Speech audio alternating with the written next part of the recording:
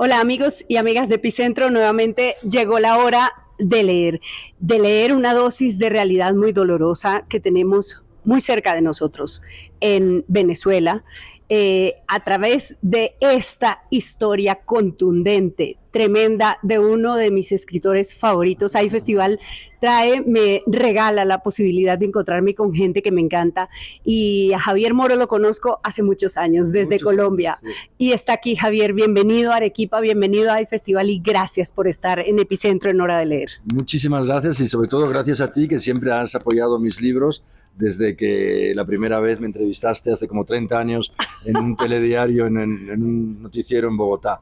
Así que encantado de estar aquí nuevamente para hablar de este libro, que es un libro realmente muy actual, muy actual, pero que es a la vez un libro de esperanza, porque es una historia de lucha, es una historia de amor, es la historia de una familia condenada a una persecución diabólica por parte de un régimen delincuente, como es el régimen de Venezuela, y que sin embargo han conseguido sobrevivir. Sí. Cosa que no era nada fácil ni evidente.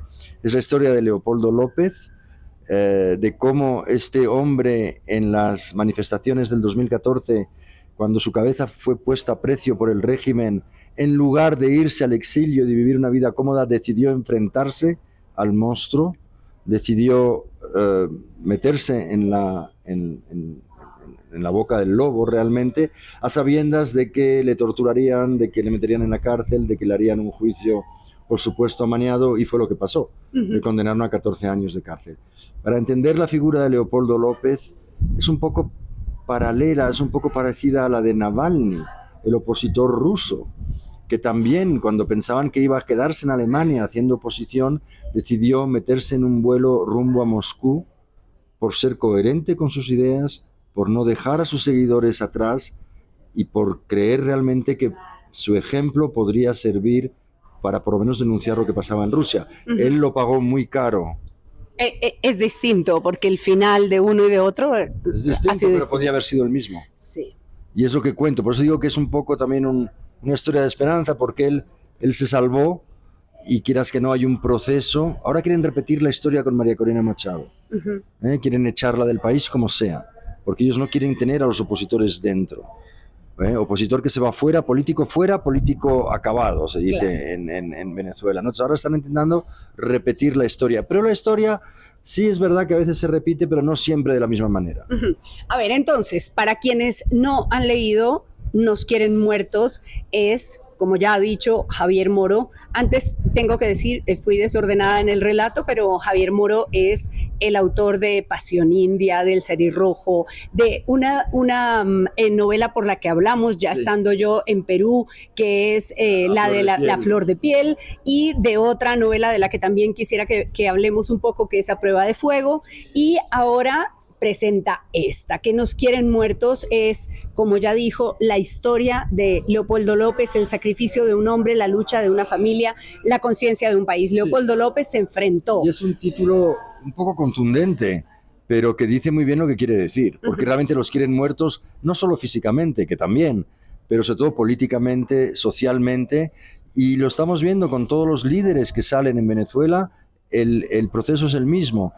Tienen un aparato de fake news, de noticias falsas, de propaganda muy bien engrasado, apoyado por los rusos, que constantemente están denigrando la imagen del opositor. Ahora le toca a María Corina Machado, ha sido el turno de Guaidó, ha sido el turno antes de Leopoldo López, de Capriles. Todos han pasado por esta especie de maquinaria que está destinada a matarte políticamente, sacarte del juego, y sobre todo mancillar tu imagen, pero llega a unos niveles ridículos. Hasta la mamá de Leopoldo la siguen atacando en la televisión pública, cuando esa señora ya no representa ningún peligro. Es una señora que ha sido trasplantada de riñón hace poco, que vive en España como refugiada, y que no veo yo qué peligro puede representar. Lo que sí yo creo que Leopoldo sigue representando un peligro para el chavismo, porque él siempre fue muy presidenciable, porque tiene unos contactos en Estados Unidos que no tiene ningún otro político venezolano. Y eso ya de alguna manera les da miedo, porque todavía tiene seguidores, aunque se empeñen en decir que no. Sí, bueno, entonces en esta historia, no sé si describirla como una novela o como una crónica, porque está contado con un detalle, Sí. lo que les hacían, la transformación también de su ella. esposa. Sí, De su es que- esposa. es Y que- quiero abordar por ahí, porque tú, buena parte del libro lo haces, por supuesto, con el testimonio de Lilian Tintori, Por que es supuesto. una mujer que crece profundamente en medio del drama. Es que yo no he querido contar una crónica periodística, que hubiera sido más fácil y más rápido. Yo he querido contar esa historia por dentro.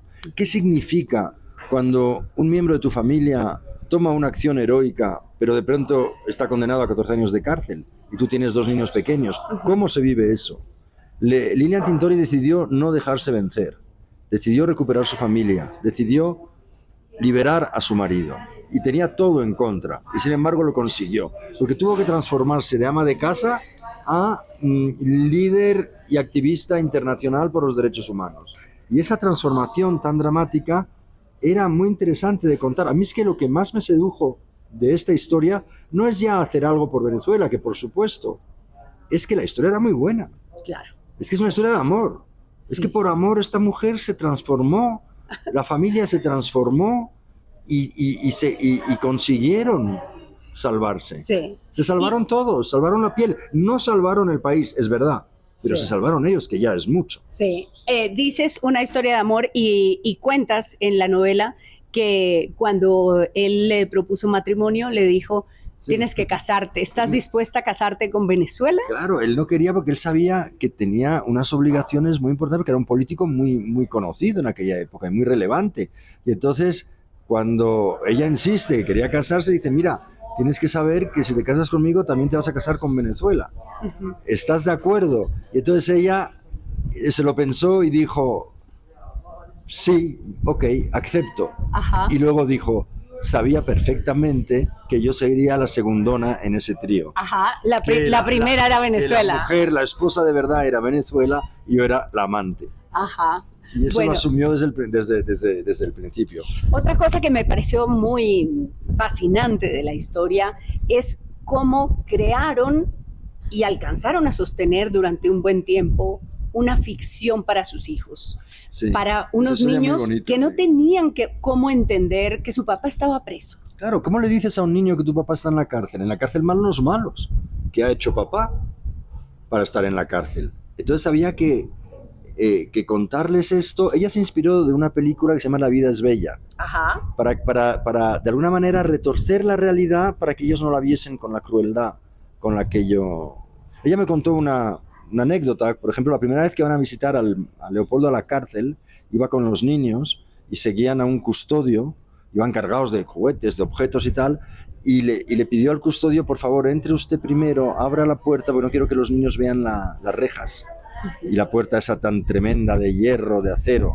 Y el custodio accedió, al principio accedían, luego se volvieron más duros en el tema. Y entonces así los niños entraron y dicen, papá, ¿y qué haces aquí? Ah, yo estoy estudiando, estoy preparando unas oposiciones, unos exámenes contra Maduro y tengo que ganar, entonces he venido aquí a estudiar. Pero claro, entonces para disimular, ¿y por qué hay esas rejas, papá? Dice, hombre, porque hay animales, para que no entren aquí. Entonces la subió a hombros, porque la reja estaba un poco arriba de la celda, la subió a hombros, y en efecto, en el cerro de Ramo Verde, que era la cárcel donde estaba, a unos 40 kilómetros de Caracas, había unas cabras que venían a pastar, a comerse, digamos, los arbolitos que había. Y decía, ¿ves cómo hay unas cabritas ahí? Pues para que no entren los fieras. Ah, entonces la niña entendió. Claro, por eso están las fieras. Pero claro, eso duró cuando tenía 5 años. Pero claro, y es que él estuvo en la cárcel 7 años, realmente. Privado de libertad, 7 años. 4 años en la cárcel, luego 1 año y medio de confinamiento solitario y luego en la embajada. Estuvo 7 años privado de libertad. Porque ya cuando la niña se hizo mayor, ya no lo podías engañar. Ya no podías decir, no, papá papá está en la cárcel. Y luego veía carteles en la autopista, Leopoldo asesino. Carteles de la propaganda chavista. Un día lo vio, se echó a llorar la niña, claro, y dice, ¿por qué le llaman asesino a papá? Y otro día, cuando ya ella tiene ya 9 años, está en el colegio y una amiguita le dice, no, tu papá era cuando el juicio, tu papá le van a condenar y no va a salir en su vida de la cárcel. Entonces ella le da un ataque, se echa a llorar, llaman a Lilian, viene corriendo al colegio y allí es cuando le tienen que explicar la verdad, lo que está pasando. Y bueno, pues así es como poco a poco consiguieron, digamos, los niños añaden a toda esa situación familiar un peso de angustia tremendo, porque Lilian tenía miedo de que secuestrasen a los niños cada vez que se iba de campaña a Estados Unidos, cada vez que hacía un viaje, no sabía seguro si la iban a dejar volver y si no iban a intentar secuestrar a los niños por cualquier pretexto, porque el problema de Venezuela es que, a diferencia de una dictadura más o menos, digamos, entre comillas, normal, donde hay normas que si no te gustas, da igual, las tienes que cumplir, es que en Venezuela no hay normas, es la tiranía desenfrenada, es el reino de la arbitrariedad. Hoy te detengo porque me da la gana, no doy explicación y te hago desaparecer. Mañana te libero, es lo que le hacían a él en la cárcel. Hoy dejo que venga tu familia y el mes que viene no. ¿Por qué? Órdenes de arriba. Te quiero plantear algo que se encuentra a lo largo del libro y es la sorpresa de una gente de la que no esperas que se porte bien y que tú lo cuentas ahí, custodios que fueron solidarios con él, sí. Personas que estaban aparentemente en la otra orilla y que terminaban siendo colaboradores, y la perito, que es muy importante en tu historia, sí. que dice, bueno, yo soy perito, digamos, ha sido chavista, pero cuando llega ahí se da cuenta de que es un abuso lo que están haciendo y se le vuelve también un infierno haber dicho la verdad, claro, técnicamente. Y ella representa muchos chavistas, porque no todos los chavistas están de acuerdo con lo que está pasando ahora. Es que esta revolución al principio galvanizó mucha gente que tenía ilusión de cambiar la sociedad. ¿Quién no quiere mejorar la sociedad? ¿Quién no quiere aliviar la pobreza? ¿Quién no quiere que haya educación gratuita para todo el mundo y encima de calidad? ¿Quién no quiere que haya asistencia sanitaria? Todo el mundo quiere eso. Todo el mundo lo quiere. Pero el problema es que el chavismo degeneró enseguida en un abuso de poder donde se robaron todas las instituciones, robaron toda la plata, robaron todo, se robaron el país. Entonces hay muchos chavistas que no están de acuerdo con eso. ¿Y dónde están los ideales por los que luchamos al principio? Eso ya no está, ya ha desaparecido. Claro. Y eso no solo es una gran parte de la sociedad venezolana, que es que hay que reconocer que ahora que el régimen está muy aislado. Y esta mujer, Rosa Amalia Azuaje, era una lingüista muy, muy profesional, y ella el día del juicio, en vez de reaccionar como una soldado del chavismo, reaccionó como lo que era de verdad, una académica de prestigio.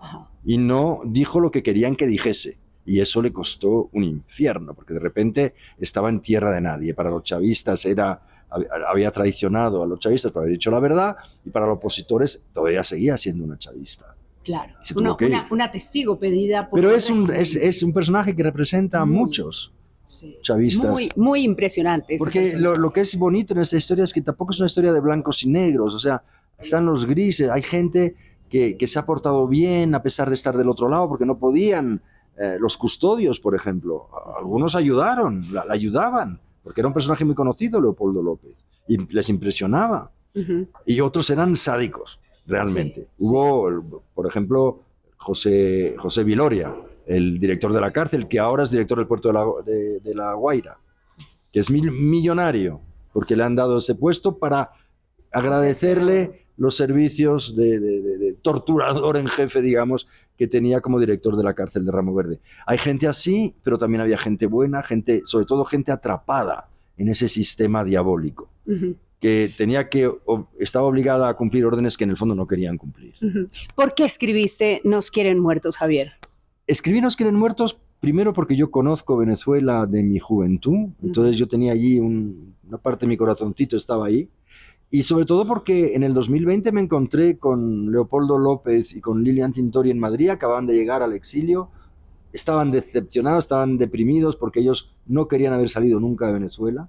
Y me contaron su historia con mucha naturalidad. Y yo de repente ahí vi un libro. Digo, pues esta es una historia clásica. Es la historia del héroe clásico. ¿Qué es un héroe? Es el que da los últimos pasos, los que nadie más quiere dar. Por eso es un gran líder. Por eso María Corina es una gran líder también. Porque ahí está, en Venezuela no se va y hacen todo lo posible porque se vaya. Han apresado a todos sus colaboradores. Muy valientes. Han perseguido a toda su familia, han perseguido a todos sus amigos. Pero ahí está. Eso es lo que diferencia un líder, un héroe del común de los mortales. Y Leopoldo tiene esa calidad de líder. Y luego me gustó, digamos, todos los elementos de esta historia. La mujer que lucha, y luego estos personajes que salen que yo no sabía ni que existía. ¿Tú sabías que existían abogados especializados en sacar a presos políticos de las mazmorras de los distintos regímenes tiránicos del mundo? Yo no sabía eso. Sí, sí, ahí cuentas la historia Hay de uno, estos. Jared Genser, que es el que les dice, hay que convertir a Leopoldo López en el preso más famoso de Latinoamérica, porque esa fama le va a proteger contra el maltrato físico, porque no se van a atrever, y también eso le va a mantener vivo. Pues dice, lo peor de alguien, de un preso político, es la soledad. Claro, Que no tenga tener una familia, causa, que claro. no tener nadie detrás, porque entonces está muerto en vida.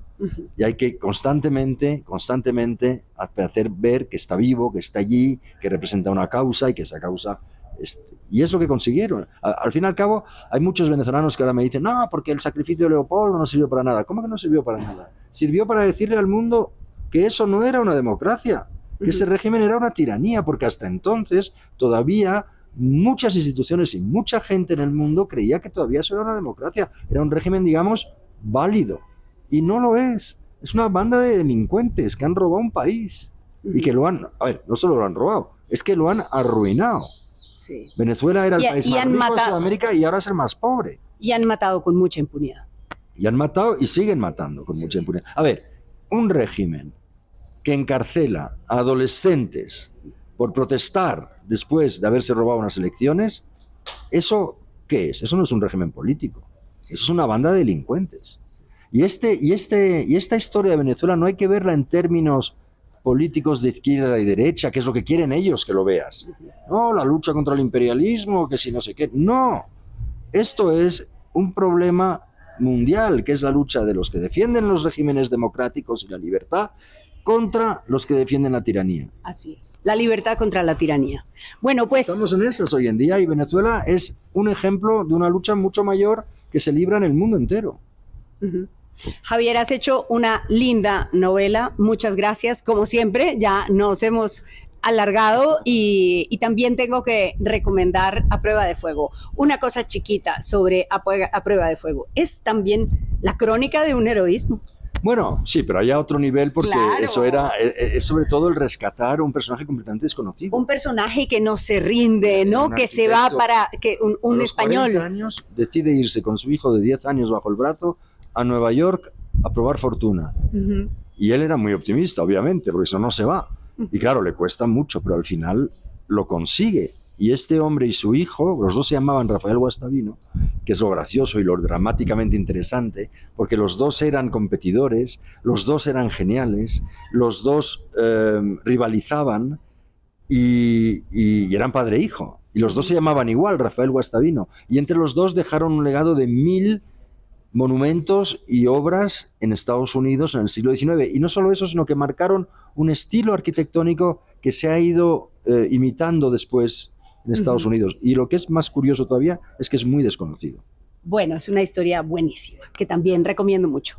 Gracias, Javier, como gracias siempre, un placer hablar contigo. Muchísimas gracias, Elvira. Y usted recuerde que no lo encuentre el diluvio sin un libro debajo del brazo. Hasta pronto.